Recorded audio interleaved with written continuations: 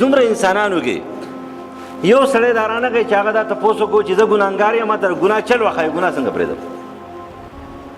ولې 1500 کاله پس چې کوم دا ټول خلک پیغمبران دي، دا صحابه دي، دا تابعین دي، د ګناه تپوس چا ونه کړو، داسې چا ونه ویل چې دې ګناه له یو سخت جوړ کړه، یو سخت راله ولیکه دې ګناه دپاره چې زه سودخور یم چې سود پرېږدم، زه رشوت خور یم چې رشوت پرېږدم، زه حرام خور یم چې زه حرام پرېږدم، زه بې الماز یم چې زه مونځ شروع کړم، زه دروغ یم چې دا ژبه یم په قابو کې شي، زما سوچونه ګندري سوچونه یم برابر شي، زما د خلکو سره ورانه ده چې زړه مې ورته پاک شي، زړه مې ورته نرم شي. دا تپوس څوک نه کوي، د ګناه د پرېښودلو تپوس نه کوي.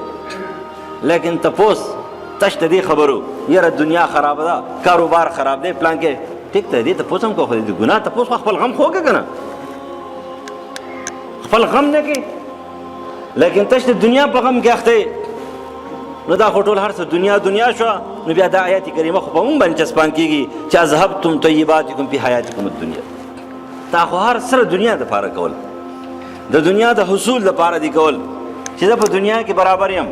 دا خو د شدت سوچو، دا خو د فرعون سوچو، دا خو د فاسقانو فاجرانو سوچ دی، دا خو د الله نه د باغیانو سوچ دی، دا خو خلکو جنتونه جوړول.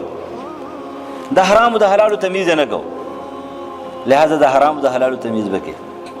ټیک خبره ده، ښه خوراک بند نه رې، ښه جامې بندې نه دي، ښه لباس بند نه رې، ښه کور بند نه رې، ولیکن اسراف ټیک نه دی، حرام ټیک نه دی، ناجایز شی استعمالول ټیک نه دي، فردي حقوق وهل ټیک نه دي. نو د دې پابندي قرآن حدیث کې نشته، خو اسراف په نه کې ځان به ساتي.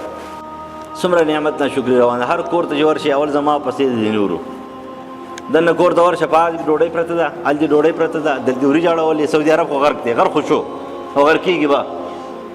ولې غرق شو؟ د رزق حد درجې توهین په سعودي عرب کې کېږي، په ټولې دنیا کې نه کېږي.